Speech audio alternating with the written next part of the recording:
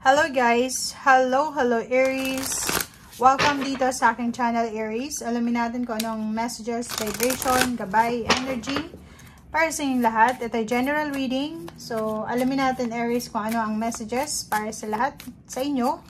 Ito ay para sa January 2024. Wow! Same as the Leo. So, iisa lang yung mensahe sa iyo. Infinite abundance. Aries, ano ba to? May hinihintay ka na harvest. May hinihintay ka na offer ng work. May itinanim ka. May aanihin ka this January. Abundance, prosperity, walang katapusan, unlimited, infinite, infinity. 888. Sinasabi ng Baraseo dito na uulan ng biyaya, uulan ng pagpapala, uulan ng pagmamahal, uulan ng karangyaan sa buhay mo simula ngayong January. Wow! Congratulations sa inyo dyan. Okay, tingnan natin Aries, kung ano pang messages.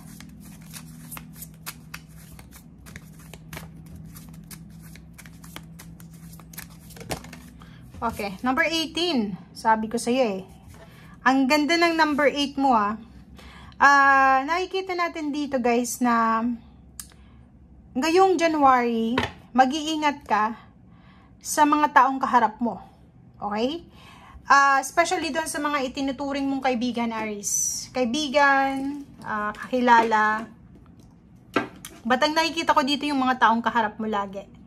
Kailangan mong mag-ingat sa kanila kasi hindi lahat ng kaharap mo ay ipagtatanggol ka. So, kailangan mong bantayan, maging aware ka doon sa mga pinapasukan mong partnership. So, nandito yung facts.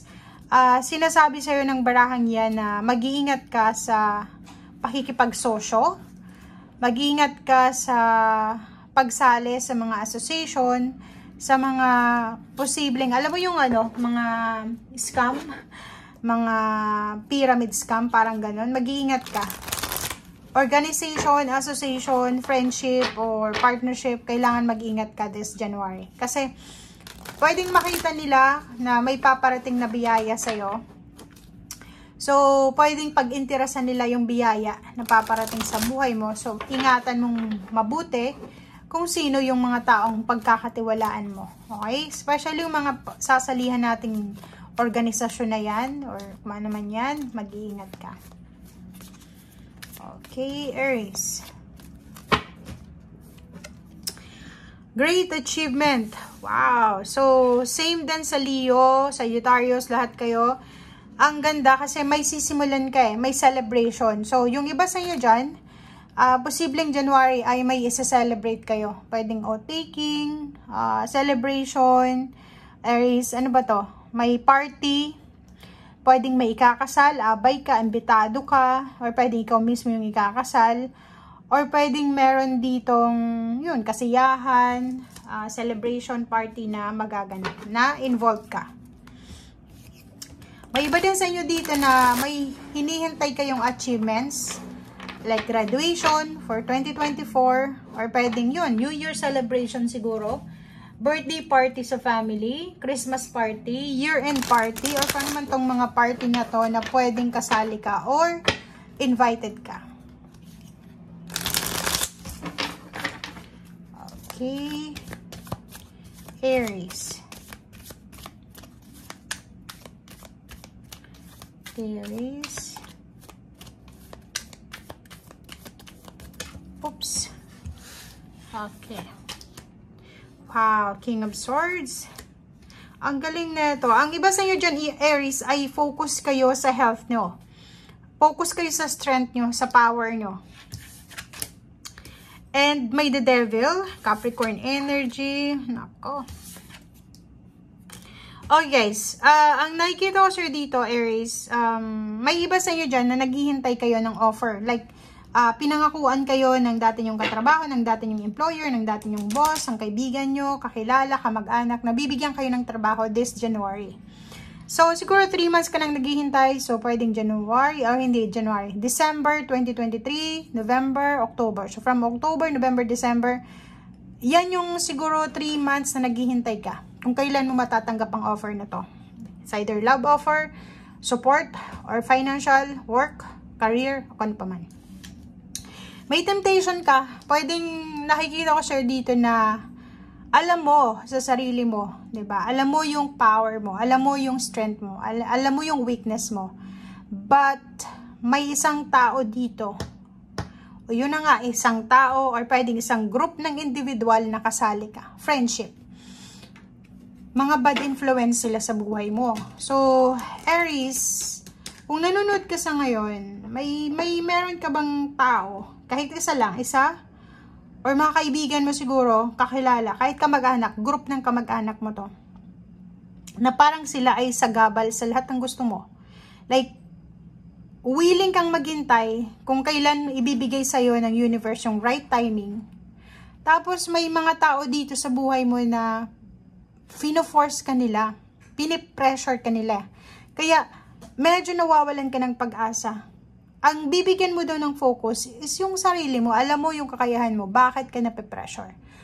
Kasi pinupush ka nila, kasi sinasabi nila, oh, tingnan mo, sa ilalim mo. Sabi ko sa'yo, mga chismosa to. Mga chismosa, entremetida, or kung sino man sila sa buhay mo na wala naman sila talagang maitutulong sa'yo eh.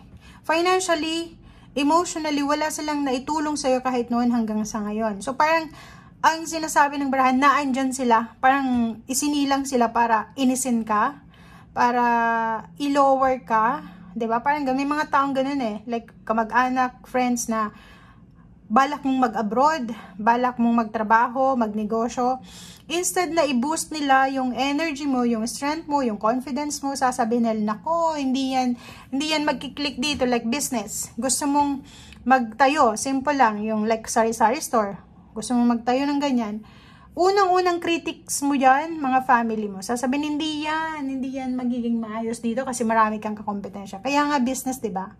Maraming business, kahit nga sa mall, magkakatabi-tabi, pero may mga earnings pa rin. Bakit? Kasi, depende yon kung saan gusto ng tao. Depende din sa swerte, depende din sa kung paano mo hawakan yung pera. So, ingat ka. It's either Capricorn siya, or pwedeng any zodiac signs, Capricorn, Taurus, Virgo, or Leo, nakikita natin dito.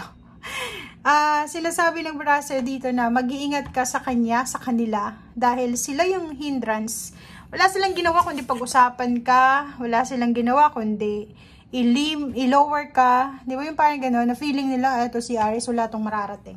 Eto si Aries, hindi niya kayang ganito, ganyan. Eto si Aries, ganyan, ganito. So, mag-iingat ka kasi eto yung klase ng tao na ayaw nilang masapawan mo sila. Kaya alam nila eh.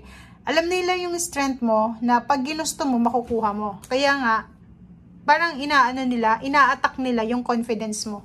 Kasi may mga iba na Aries na sobrang confident sila. Tapos, once na may nagsabi sa kanilang hindi mo kaya, biglang bababa yung confidence nila. So yun yung pagkakaiba ng Leo tsaka Aries. Yung Leo kasi pag sinabihan mo, oh, hindi mo yan kaya, yung Leo, gagawin niya yan eh, kahit sabihan mo na hindi ka. Pero yung Aries, hindi.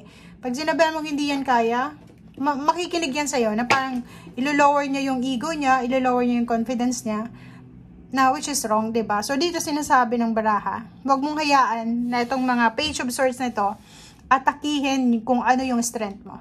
Okay? Sayang yung chance, sayang yung idea. Thank you guys and see you again. Bye!